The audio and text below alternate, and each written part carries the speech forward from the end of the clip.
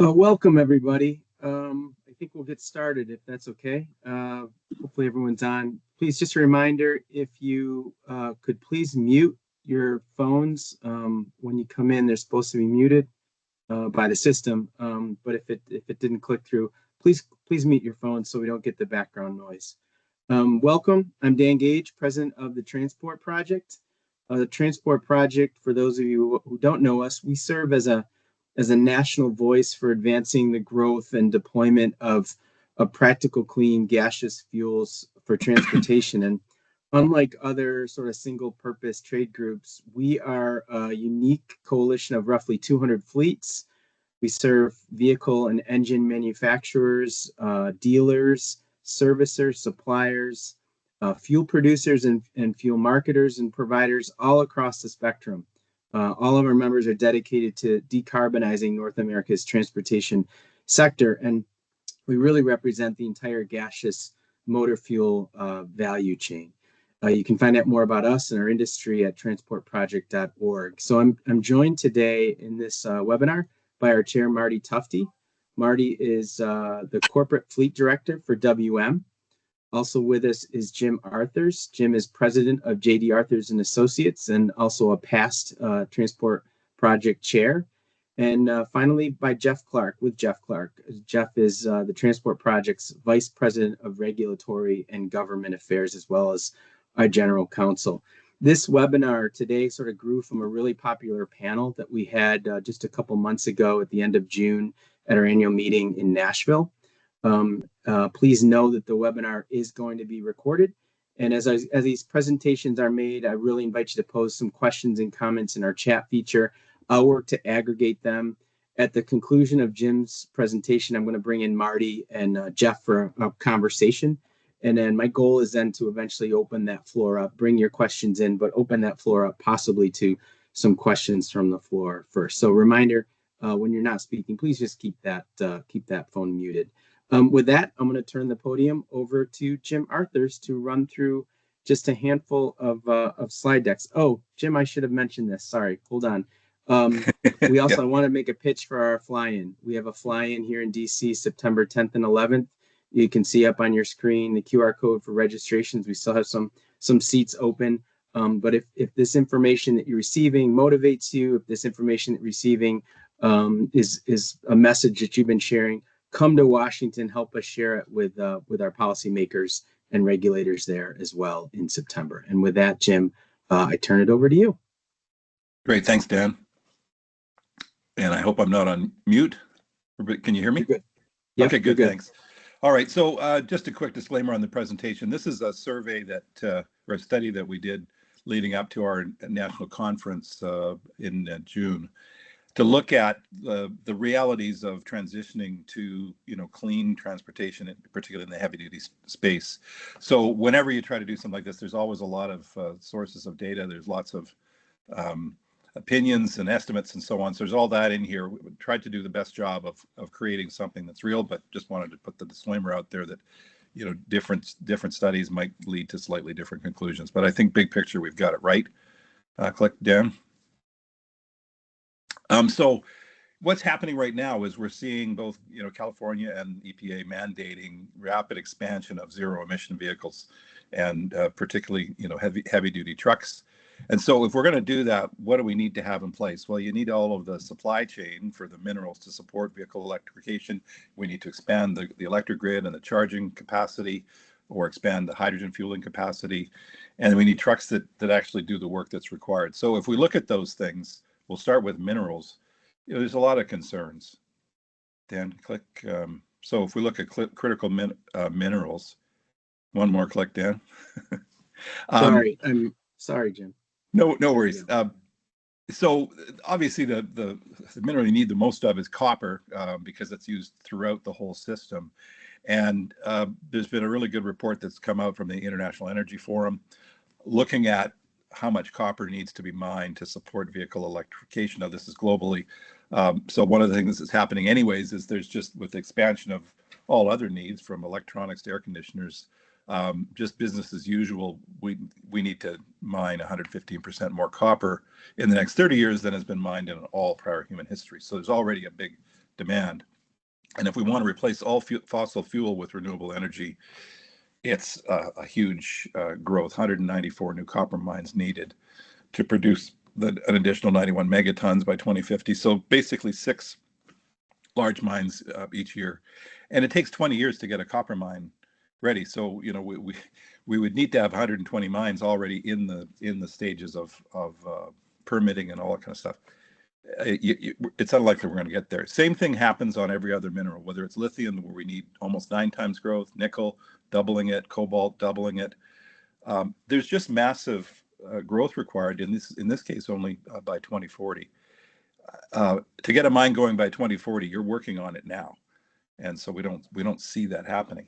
The other thing that's really difficult is when you're investing in mines, you know, what's the price of the product you're going to produce? And the prices of these critical minerals have been up and down, with the exception of copper, because it's very big. But all of the other ones that are really dependent on what happens with EVs have been all over the place. And so how's an investor going to invest with confidence? Click. And then the other issue we all are aware is you know, the minerals are geographically diversified, you know, around the world, but China really is in control of the processing, all the downstream stuff, from processing to making components to making cells, even making EVs. So, you know, we have to be able to get all these things ourselves. So the real question is, you know, given where we are today in the mineral supply chain and really the battery supply chain, how likely is it that in the US we'll secure an adequate and dependable supply of all these required minerals to support mass vehicle electrification in the next 15 years, or even in the next 25 years? There's a lot of questions about just, can that really be done?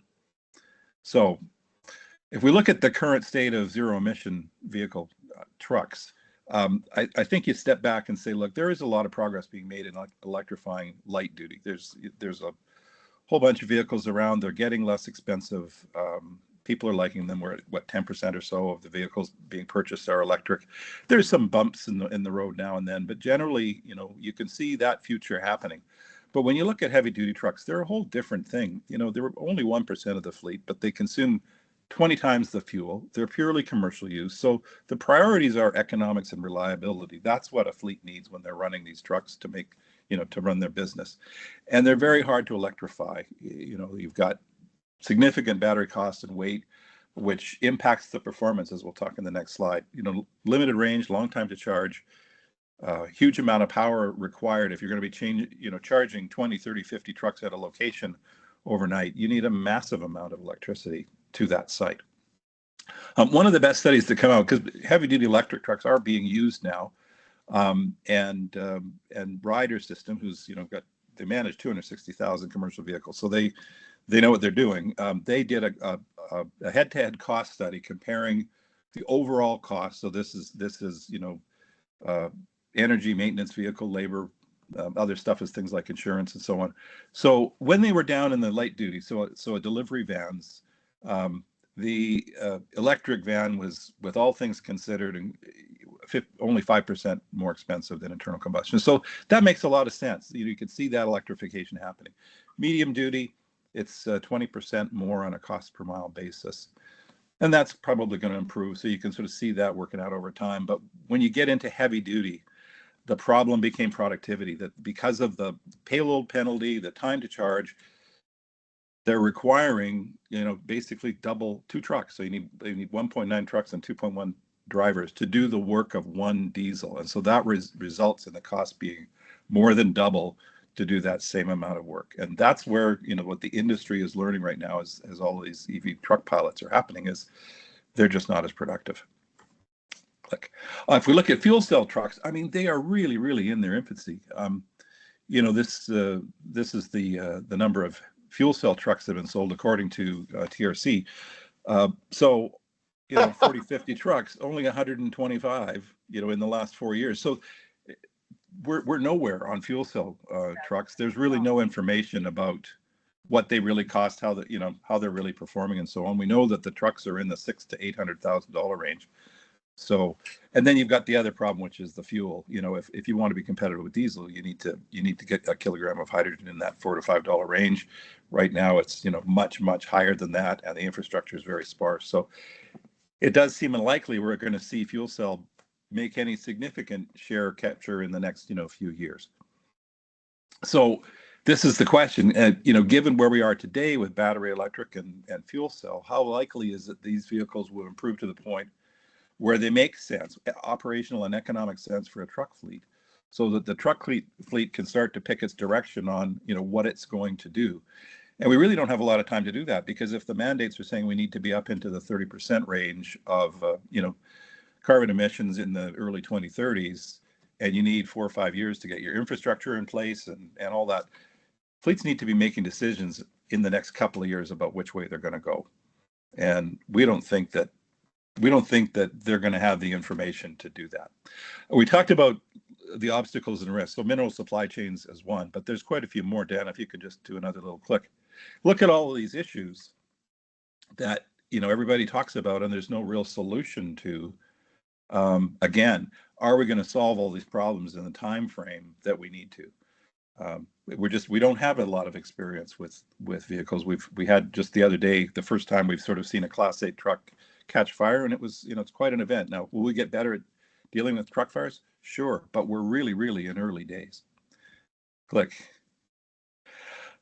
So let's put all the doubts behind us and just say, well, what is it we're trying to accomplish here through the ZEV mandates, and what does that really look like? So Dan, a little click. So, if you take the EPA new phase 3, they're talking about by 2032 having the CO2 emissions from day cabs reduced by 40% and from sleepers by 25%. So this is just a scenario. There's many different scenarios, and the EPA work isn't technology specific. But if we assume that within the targets for 2032, we were at 36% ZEV, so there's a lot more day cabs than sleepers, so you're going to tend towards that 40% number, and we get to 0 to 100% ZEV by 2045. This is kind of what your transition of your truck production looks like. Sorry, go back, Dan. Oh, sorry. This is what your truck production looks like. So you're going from very, very small number of RNG trucks and mostly diesels today and on up to being fully ZEV. And this scenario has RNG kind of in at about 5% and then eventually phasing out. Well, so what does that do? Next slide, Dan. On the left there is now the population. So there's 3.2 million heavy duty trucks. They're growing. The population grows about 1% a year. So by 2040, you're sort of at the halfway point. And by 2060, you've basically got no more diesels on the road. They're all replaced. And so if that happens, on the right side is the greenhouse gas emissions, 260 million tons right now. If we just kept growing with diesels, it would grow up to almost 400 million tons a year. But as you go to a ZEV strategy, you're following that green line and you're dropping your greenhouse gases down to 0. So saving, almost 400 million tons a year by 2060. So this is a great, this is what we need to do, clearly. And it's, and it's an admirable task. But how doable is it? And if we just look at the electricity requirements, let's just have a quick look at that, because we obviously have to put that all in place. So today, the US produces 29,000 terawatt hours of energy per year. With the majority, the biggest source being petroleum and then natural gas, 13% renewables, still 10% coal and a little bit of nuclear. That's the production side. On the consumption side, transportation is the largest at 36%. Industrial use is almost as big, and then residential and commercial. So, but if you look at this picture, the production and the consumption are not the same. So what's happening? Click, Dan. The issue is around electricity, and so 11 out of the 29,000 terawatts are where the primary energy source is converted to electricity, of which natural gas being the biggest source of that. Renewables actually second. There's a fair bit of renewable. The majority of renewable energy is used to make electricity. Almost all the coal goes into electricity, and all of the nuclear goes into electricity. But what happens is when you convert that electricity and send it down the line, you lose 65% of it. So a big chunk of that 65% is from combusting the natural gas or the coal. So when you burn it, no different than when you burn an internal combustion engine, you lose a lot of the energy. And then there are losses in transmission, you know, the heat of transmission when you run stuff through a wire, and there's other losses. So this is what the electric grid today does, is you put in 11,000 terawatts of energy and you get out about 4. And so the consumption is reduced because of those losses. Let's click on. And if we just look at electricity consumption, what happens if we electrify transportation? Well, one of the great things about EVs is they are more efficient, about 70% more efficient on, you know, in terms of on-vehicle efficiency. So the use of energy for transportation would drop from, you know, 8 down to a little over 3,000 terawatt hours. So that's a good picture on overall energy consumption. Let's click again, Dan. And if you look at it compared to today, so today we consume, you know, close to 4,000 terawatts, of which virtually none is transportation.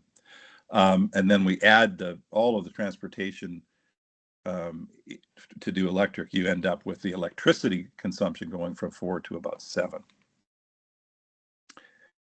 And then on the generation side, now the assumption here is that we have to grow really that transportation piece, and provided that you're doing it all with solar and wind and you don't have combustion involved in generating the electricity, the losses are much less. They're not 65%, they're about 10%.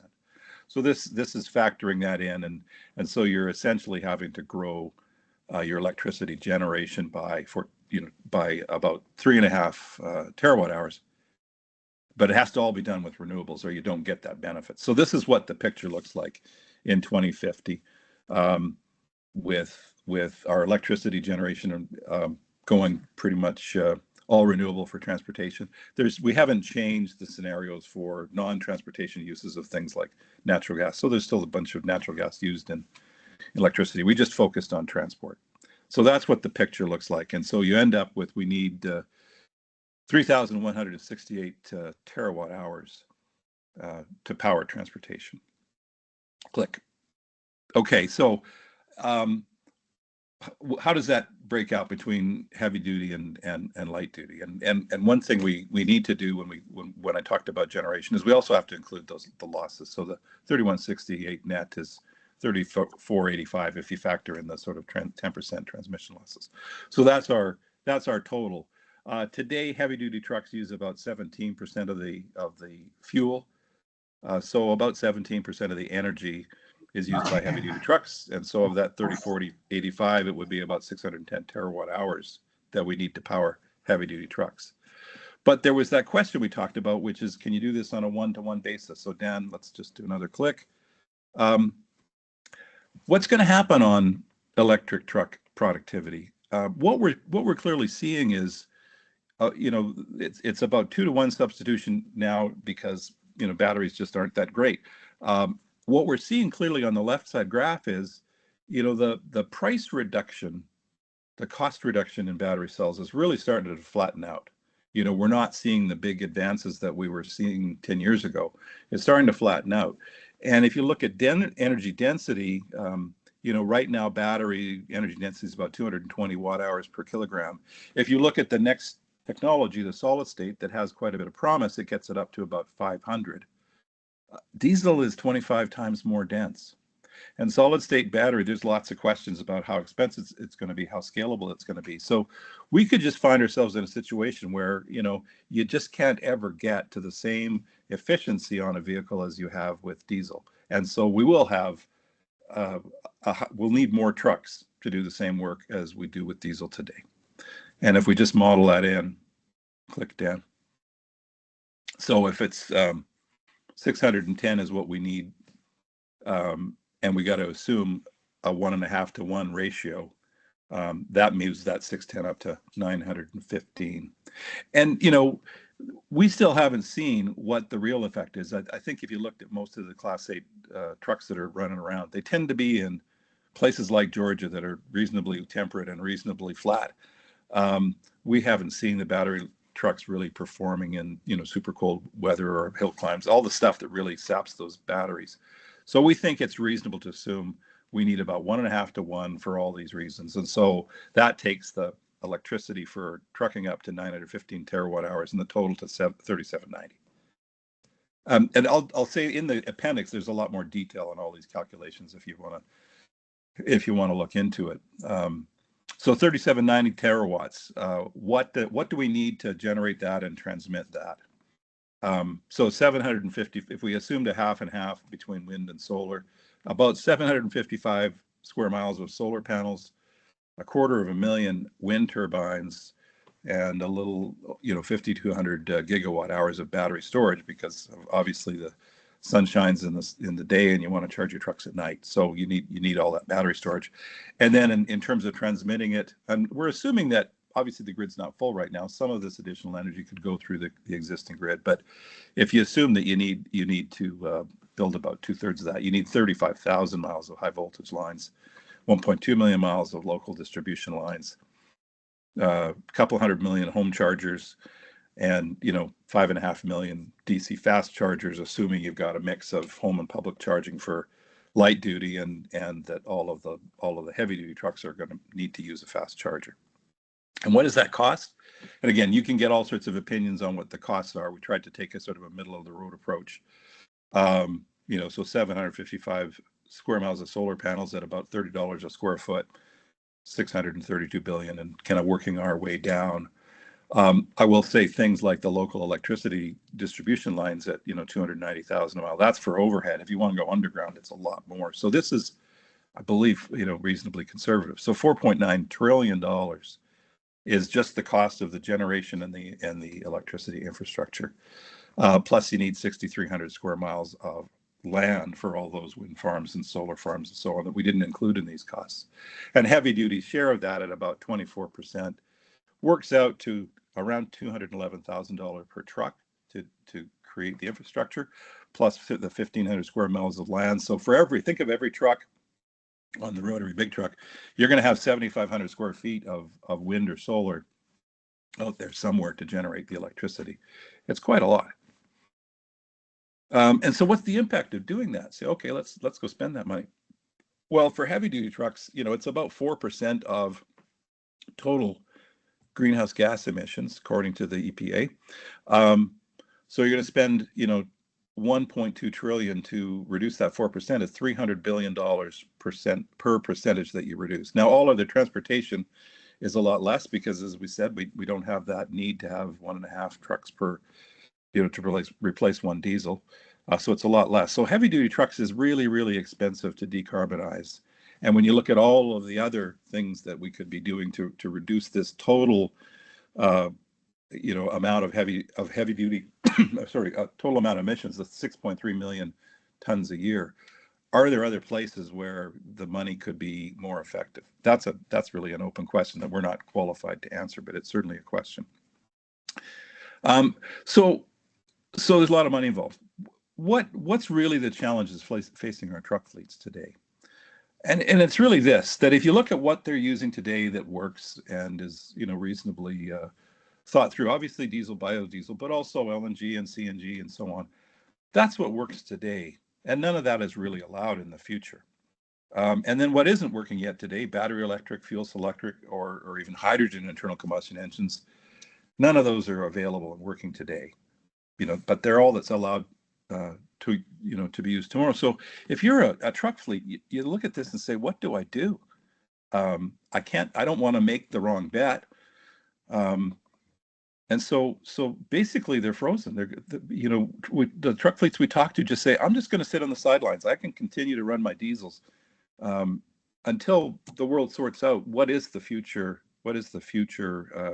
truck technology that makes sense. And so we'll just move on from this slide. Just a couple of quotes. This is what we're hearing more and more from truck fleets and people like the American Trucking Associations. If you looked 4 or 5 years ago at the ACT Expo big conference, it was all, oh, electric's coming and rah rah. This past year was a lot more, well, like, electric's here, but it's just not working for us. And I thought this quote. Oh, sorry. No worries. I thought this quote from Shelley Simpson, who runs JB Hunt, the reason we're feeling the tension is because there's a misalignment of sustainable technology, policies to regulate emissions, and an economic case for incorporating the emerging technology. So this is what we're hearing. It just isn't working yet. Okay, Dan. And you know, our big issue with these greenhouse gas standards is they're tailpipe only. And if you're only considering the tailpipe, you're not including the upstream emissions from the mining and electricity. You're not including the upstream impacts of methane abatement when we use natural gas. You're only providing like a 6% benefit to natural gas when in fact the renewable trucks are doing much better than that. And just the whole assumptions around costs and benefits and time frames just seem to be very unrealistic. So we come back now to RNG. And why do we think RNG needs to be a bigger part of this picture? Well, just if you compare today what's happening, if you're using an electric truck in the current grid, you know, and you want to do a 300-mile truck, you know, it's 1.7 kilowatt hours a mile, so you need 510 kilowatts. But remember, you need more than that because you probably need 1.5 trucks to do this work. So that's 765, and you're losing 65% of the energy that's generated. So you need to generate, you know, 2,100 kilowatt hours if you're using a natural gas generator, for example, to get that 1.5 trucks down the road. If you're using a CNG truck, you need 1,853 kilowatts, and the pipeline is pretty efficient, so you're not going to lose a whole bunch. You know, this is probably high. So the whole point is if you're going through the current grid, your electric truck, in terms of how much energy do I need at the primary source, is no better than a CNG truck is today.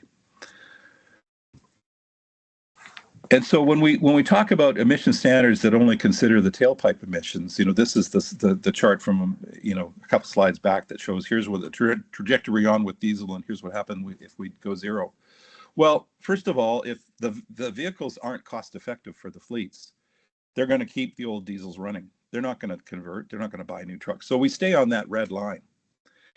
And if the power that the electricity that powers the ZEVs isn't from a clean source, all we're doing is moving emissions from the tailpipe to the power plant. There is no net benefit. So to be really effective, these emission standards have to consider full life cycle emissions. Click. And if you look at methane, which is a potent greenhouse gas, as we know, and you know, much more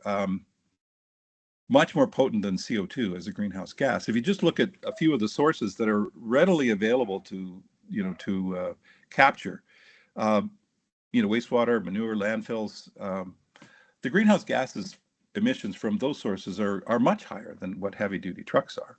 And I included in there the emissions from natural gas pipelines. That's one of the things we need to do, is we need to obviously clean those up. An interesting point, you know, the industry that's the farthest ahead on using natural gas from landfills is the waste collection businesses, and landfill gas emissions have actually gone down by 39% since 1990 because those fleets are capturing their CO2 and using it to run their trucks. So it's important to look at this if we're worried about decarbonization.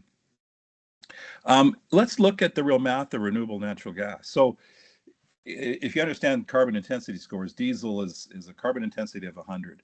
And then when you burn a gallon of diesel, it creates 28.4 pounds of CO2. Now that seems a little strange because a gallon of diesel only weighs 7 pounds.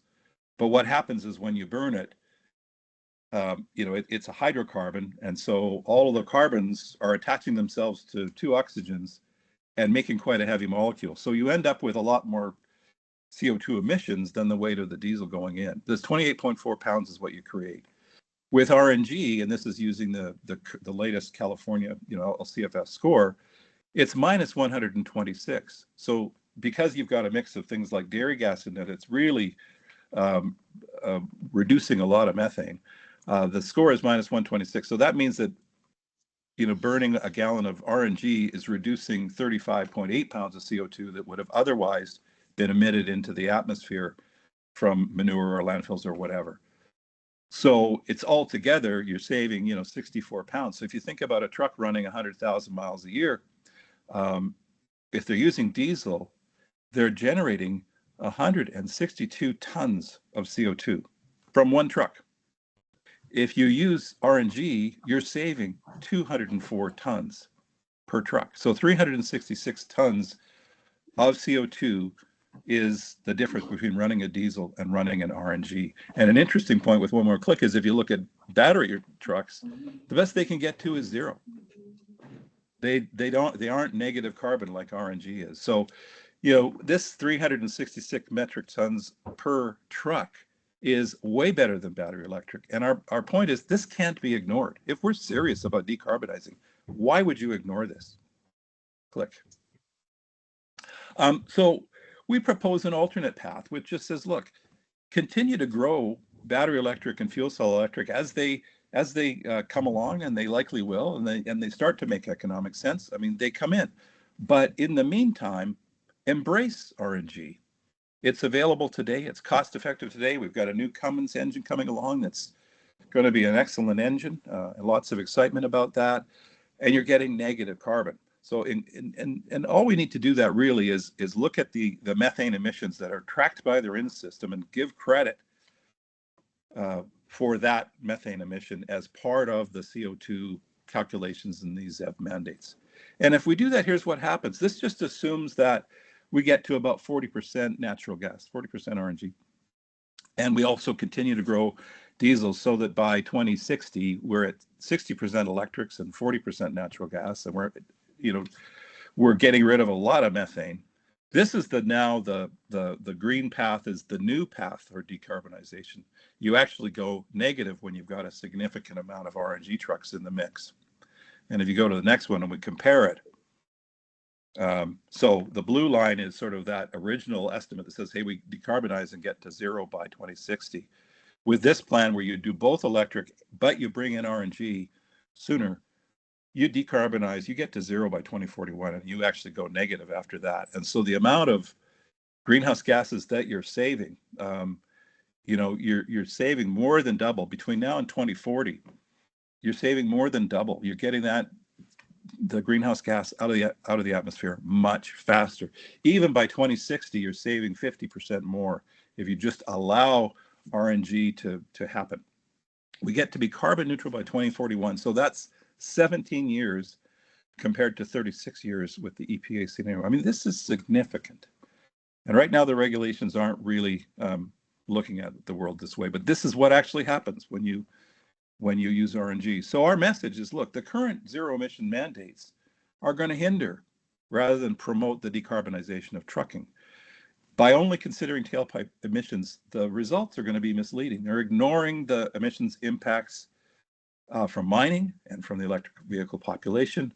They're ignoring the abatement of methane that we get when we capture landfill gas or wastewater emissions or dairy manure. And all they're doing is moving the emissions from the tailpipe to the power plant, unless the whole grid gets to be zero emission.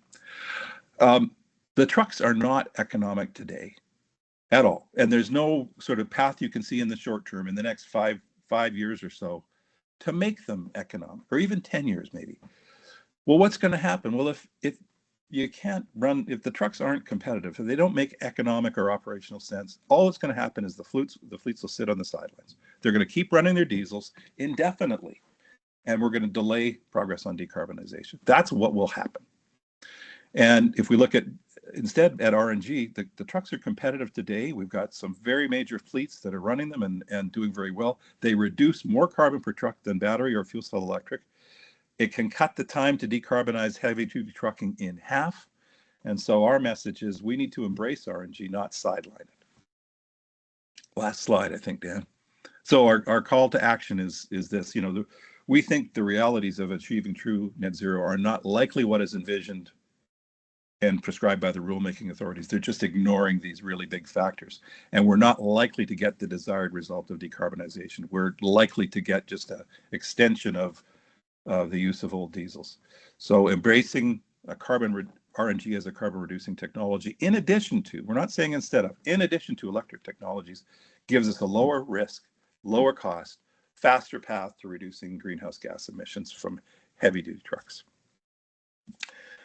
So I think that's the end of the presentation. Dan, I'll turn it back to you and Marty. Yeah, Marty, let's bring Marty in and have a little conversation, because I think Marty, trying to figure out a way here. Oh, here's my stop sharing. Marty, let's talk a little bit. Jim, you may want to kill your camera and then bring back on. You've been frozen for the entire time. Really? Okay. It was a beautiful mugshot, though, just so you know. Marty, you're one of the largest, WM has one of the largest CNG fleets in the nation. It continues to grow. Your reactions to the presentation that Jim just shared, because you guys are a living laboratory too. You're trying everything. How does what Jim just shared shake out with your real life experience? Well, first of all, Jim, nice job, to look at this thing holistically, including all of the mining and everything that goes along with that is really a new, fresh look at the entire scenario. And I think we have to look at what's good for the planet. Again, we're technology agnostic, like we've always been. But we've always been very mindful to try and reduce our footprint and to remove emissions. So we're pulling every lever we can on that. We are certainly piloting electric. We're piloting hydrogen. And obviously we're running natural gas with over 13,000 natural gas trucks running down the road every day. So, the biggest thing that fleets need is stable, uniform regulations that allow all technologies a seat at the table, allow OEMs to do their job, and the end result of that is, I don't think I'm misspeaking for any fleet, is they need to build a fleet strategy. And if you have uncertainty and don't know exactly what's going to happen, it's very hard to build a plan. So that is, I think, one of the main things. And if there's any other fleets on this call that would like to echo that, I mean, by all means, raise your hand and comment, and we're going to take questions at the end of this thing. But I think it gives a real true, fresh look.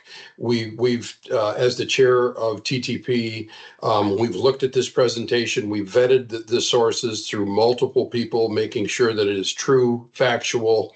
And again, duty cycles are different. Things may vary between, over the road versus vocational and things like that, and versus, beverage delivery or city delivery. There's certainly going to be differences between them. But if you look at the whole thing, on an average, I think this presentation really lays out things in a very factual manner. So again, we're taking, and you can see our sustainability report was just released recently. You can see our reductions, everything that we have done, and we're going to pull every lever we can. But right now, what's removing the most emissions from our fleet is RNG. Jeff, Marty mentioned regulations, and in addition to EPA phase 3, which is set to begin in earnest in 2027, right? We have some states that are advancing some additional regulatory policies, especially noteworthy, right? California, Washington State, but California with its advanced clean truck and advanced clean fleet. There have been some feedback, right, from fleets, from dealers related to those regulations. Advanced Clean Truck was supposed to begin beginning of this year, and there have been a lot of exemptions. Talk a little bit about where we are from a high perspective related to some of those early milestones that are supposed to have been achieved. Yeah, thanks, Jeff. I think if that question was for Marty, go ahead. No, go ahead, Jeff. Yeah, Jim touched on this. The problem we have with the challenge we have with the EPA regulations is the same challenge we have with the regulations in California that you mentioned, the Advanced Clean Truck and the Advanced Clean Fleet, which is their tailpipe-based standards. So, despite the emission reduction benefits that you get with RNG that Jim showed, and that there's just tons and tons of California data from the LCFS program showing what the reductions are with RNG. Those programs are tailpipe only, so RNG is not getting a credit. And so the concern is that, from a policy standpoint, obviously, is the missed opportunity. It's just a huge missed opportunity, as Jim pointed out. But the other challenge for us with these tailpipe only standards, you're thinking about the EPA standards, is it means to continue selling natural gas engines with these more stringent standards. manufacturers may actually have to purchase credits or retire credit to continue selling natural gas. And that's eventually going to cause some concerns in the marketplace. The most, you mentioned my conversations with fleet. The most pressing concern today is the fact that even though the Advanced Clean Fleet program rolls out relatively slowly and provides exemptions and waivers, one of the exemptions we think a lot of fleets are going to get is because it's going to take them 3 or 4 years in some cases to get the electricity they need at their sites to provide electricity to charge vehicles. Well, you might get a waiver, but what people are finding out is when you go to purchase natural gas or diesel trucks, the truck dealers are saying, well, I'm sorry, I don't get a waiver under the Advanced Clean Truck program just because you can't get infrastructure. I still have to hit my milestones under the Advanced Clean Truck program. And because of that, I can only sell so many conventionally fueled vehicles, natural gas or diesel. So it's creating a problem that's becoming more and more evident. And I think the policymakers are starting to get that and see that. There's probably like 3 big headwinds. That issue and the fact that the dealerships are looking at plunging sales and the economic ramifications of that. And then the difficulty fleets are seeing with being able to actually deploy these trucks and having to buy more trucks. And then the court cases, there's a lot I'm not going to go into the court cases, but there's a lot of litigation out there that really causing to question whether or not those rules will be enforced in a couple of years. So let me build on that a little bit, Jeff, because what we hear from heavy duty electrification advocates is it's early, but we need to do these. We need this regulatory oversight. We need this regulatory requirement because it's going to push more people into the market. And as we have more market, more demand, it's going to bring all of those costs across the board down and make this far much more economical. Now, I think that's a very common refrain, which is, once we get to a critical mass, once we start hitting our stride and have economies of scale, it's going to take care of everything. And really, I think the counter to that is we're also, look at what we're trying to do with some of the policies we have in place. We're trying to onshore all this technology into the US. So we want to build these vehicles. We want to build these batteries here. We want to produce the minerals here. All of those factors are not going to go in the direction of reducing cost. That creates a lot of challenge. The other thing we're seeing with fleets in terms of costs coming down is that the people who are running these vehicles today have used, I would say, the early adopters. It's the optimal fleet application, right? They've got the right routes. They've got the right locations where electricity can be easily installed. They've got the geographic space at their location where they can build out the infrastructure. That low-hanging fruit, as we start to scale up, it's going to be more and more challenging. The routes are going to be more difficult. The locations where you can actually feasibly put in your own charging are going to be more challenging. So there's a lot of serious headwinds out there that are going against this this declining costing. One last point I would make, we've heard about putting in charging infrastructure, is that I think a significant percentage, maybe 70%, is associated with labor costs. Labor costs aren't going to go down in the future. So even if the equipment starts to come down some, we can't expect it to continue to decline the way, people throw the example out, the way the cost of computer chips have declined over time, because labor is a big part of this. Yeah. So let me bring RNG into this a little bit, and Marty, this may be a question for you to start on, but we'll hear from not said proponents, but folks who question RNG's ability, and here saying, well, how do we know that all of these CNG trucks are going to be fueled by RNG, right? And so if RNG is a low or a no or even a negative CI, how can we guarantee these trucks are going to run at that ultra low carbon intensity? How do you respond to that? Dan, you're talking about specific, how you would track it at an engine level so you can be assured that the RNG benefit is there, correct? Yes, sir. Yep. Yeah, well, we already have that. I mean, there's a couple different ways to do it. You could do it very simply by RNG production total and give a percentage of a credit based upon how that goes up over time, which the number, I think, don't quote me, Jim, I think you know the number, is in the 70% range or whatever that number happens to be. 79. Yeah, and or we already have RIN verification system that is out there, LCFS, that tracks all of that right down to the fleet level. You know, the pathways and tracking that and certifying those are already there. And so, you know, I think with very little effort, you could be assured of that and making sure that the right regulations are in place to govern it. I don't think that would be too far of a stretch. We have a great question in the chat comment. Oh, Jim, were you going to add something? Well, No, I'm good. Yeah. So I'll just follow up on Marty's point, and I think this kind of answers the question that's in the chat. I see the question in the chat.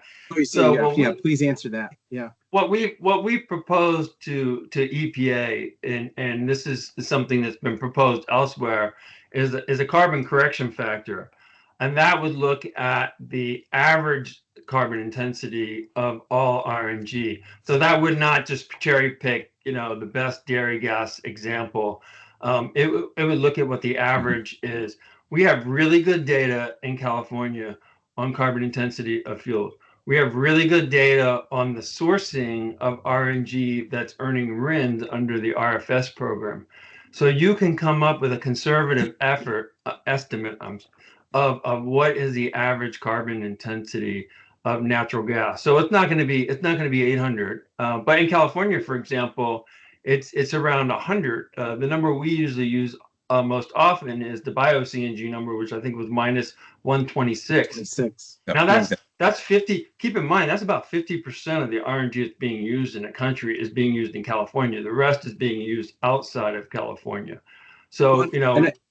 And I think to Mike's question in the chat is, shouldn't, you know, how do you get the right benchmark? That figure, that negative 126 figure is the average annual CI for all of the pathways that are coming into state, right, for on-road fuel. So that's an accurate figure of CI from ag, wastewater, any food waste that might be coming in, and landfill that's coming into the system to create that bio-CNG mix, correct? Yeah, I mean, you know, this concept of looking at upstream emissions is not foreign. At one time, EPA had proposed to move to that type of system for electric vehicles. And so they would have had the same complex task of looking at sources of electricity and what the average carbon intensity, and trying to come up with something. It can be done. I mean, there are probably, I don't know how many people there are at the IRS right now who are trying to write regulations and figure out what the average carbon intensity of renewable electricity is, hydrogen, RNG, and a whole bunch of fuels for purposes of the tax credits under the Inflation Reduction Act. So I'm not suggesting it's an easy task, but it can be done, and people have been working on carbon intensity of fuels for a long, long time.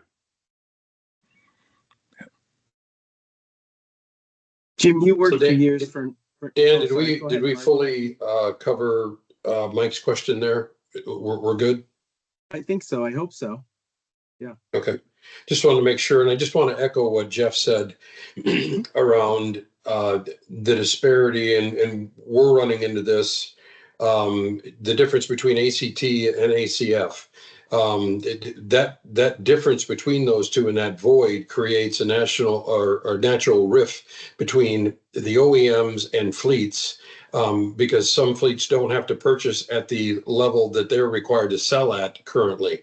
And, you know, we're obviously talking about that, we all want one set of rules. That's what we're trying to get to, so we can comply and follow.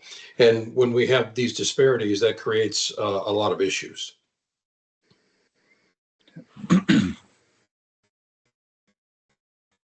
Jim, I was going to ask, you worked for years as an engine manufacturer and with Westport and was president of Cummins Westport, the joint venture. Talk a little bit to the group about what the new advent and the beginning of production for the 15-liter natural gas Cummins engine means to the market.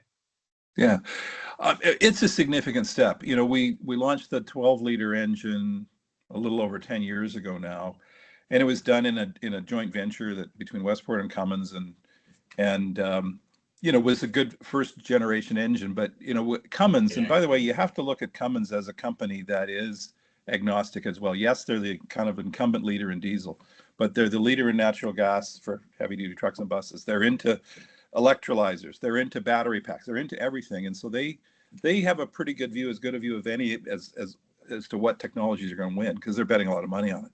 They put a lot of money into developing this 15-liter.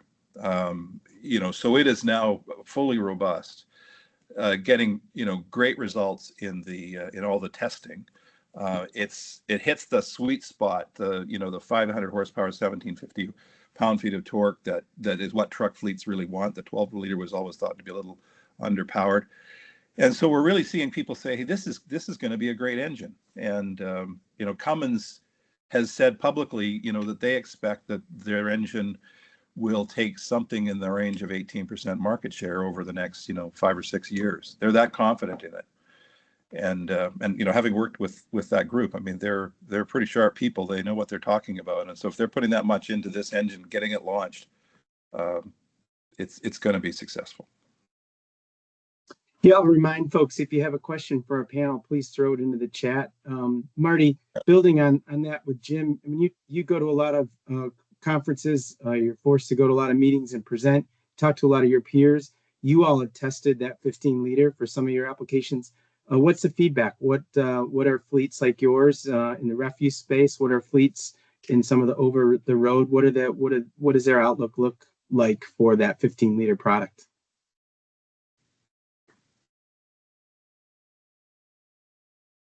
You're still on mute, Marty. Sorry. Sorry, Dan. We We've go. been testing one for months. The feedback has been good. I mean, the best part of it is the feedback from the driver has been very positive. We've not had any reliability issues.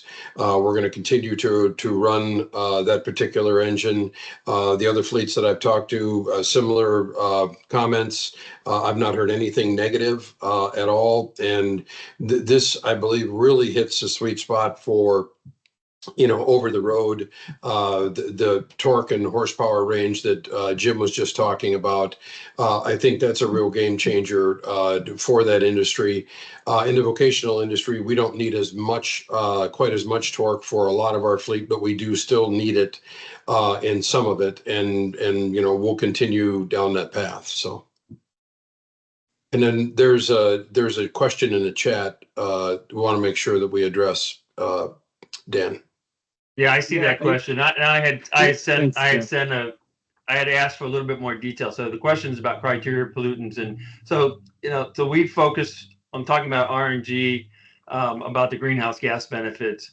But with the engines that Jim was talking about, Marty's talking about that they're deploying, the new natural gas engine, the primary concern in California has been for NOx emissions. Of course, PM is very important, and natural gas engines don't have diesel particulates and have extremely low particulate matters. Both in the case of our new engines and many new engines, you're getting 90 to 95% reduction in those criteria pollutants compared to engines that were sold in 2010 era. So we're driving down emissions significantly.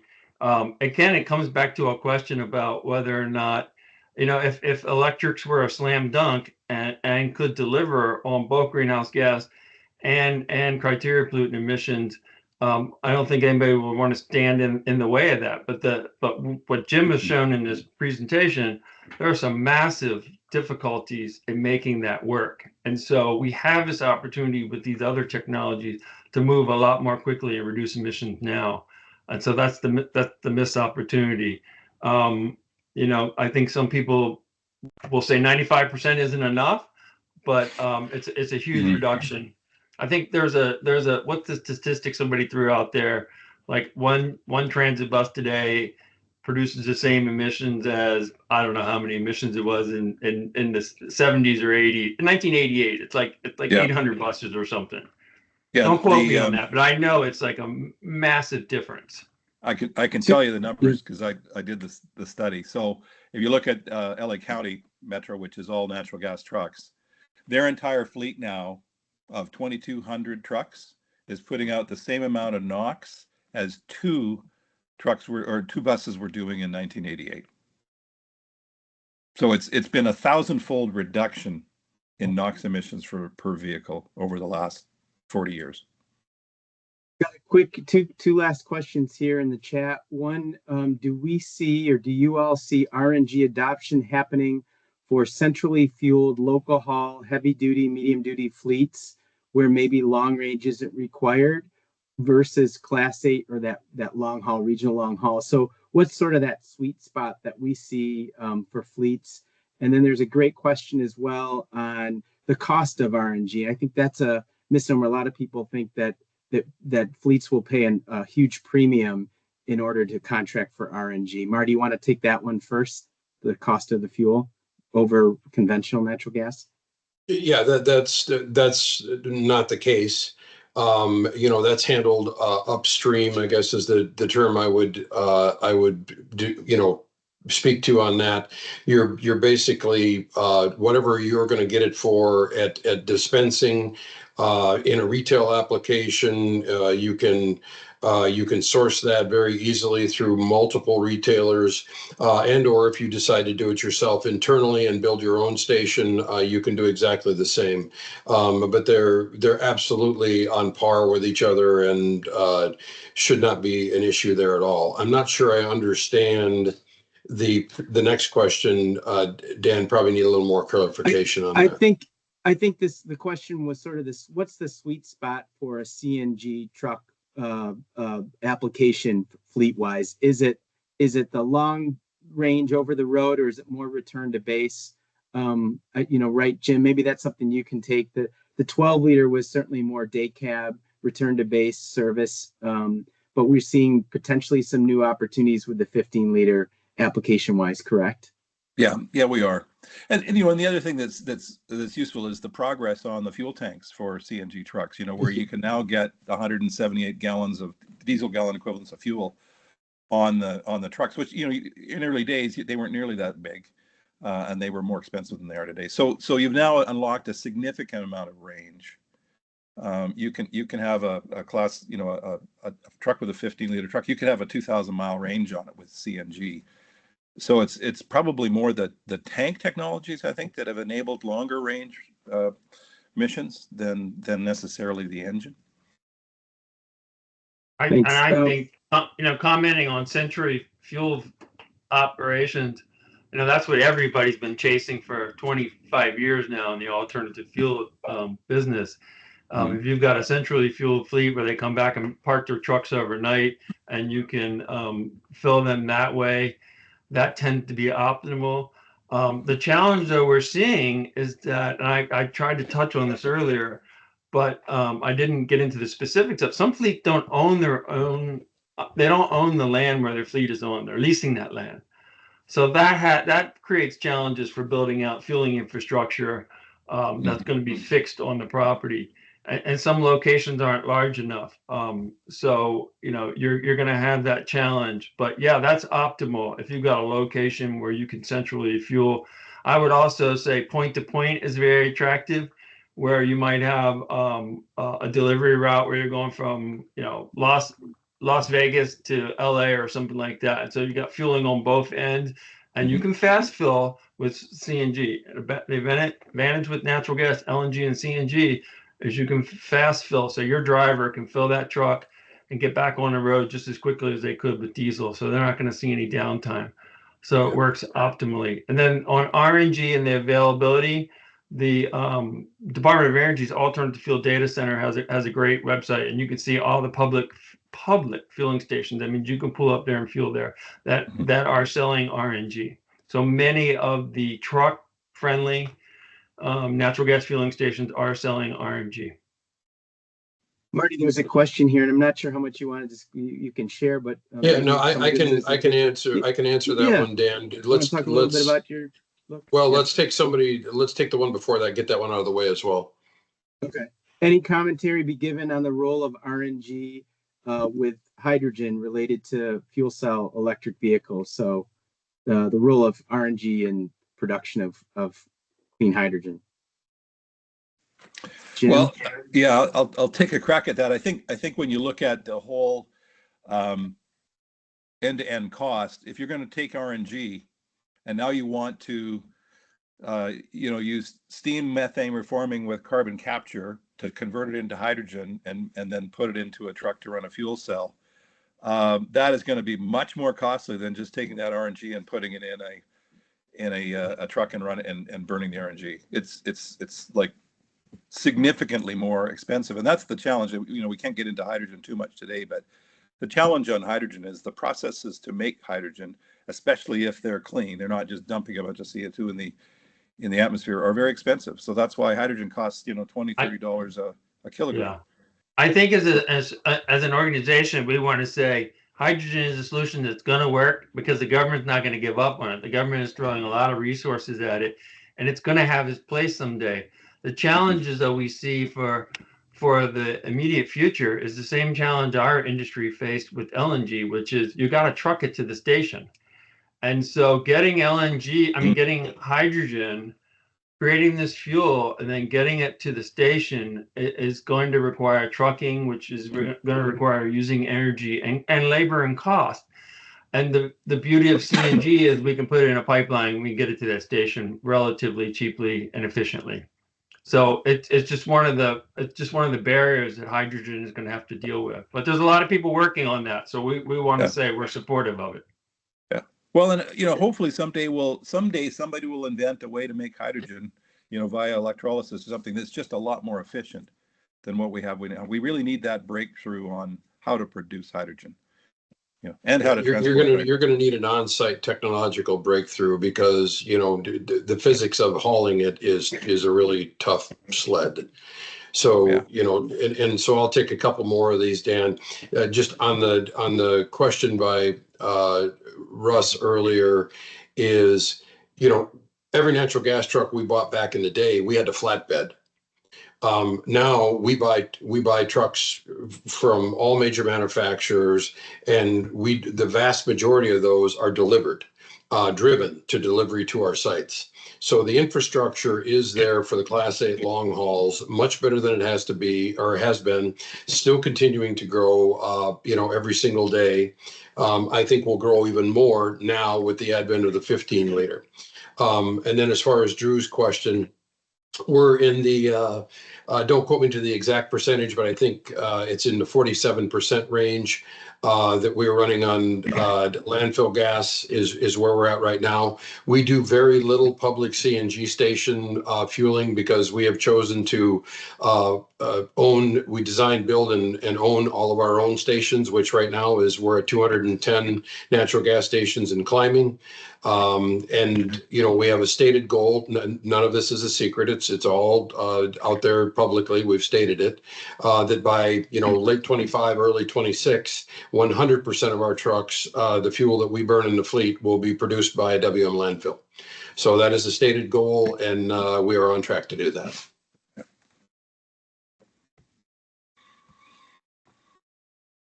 Well, I see we're running just about over our time. Want to thank everyone here, all of our panelists today, Marty Tufte, our chair, Jim Arthurs, past chair, and then, of course, our own Jeff Clarke. Thank you guys for participating. Want to thank you all for attending. Just again, a reminder, our upcoming legislative fly-in and policy days are September 10th and 11th. Get in touch with us. There's spaces open if you're interested in sharing.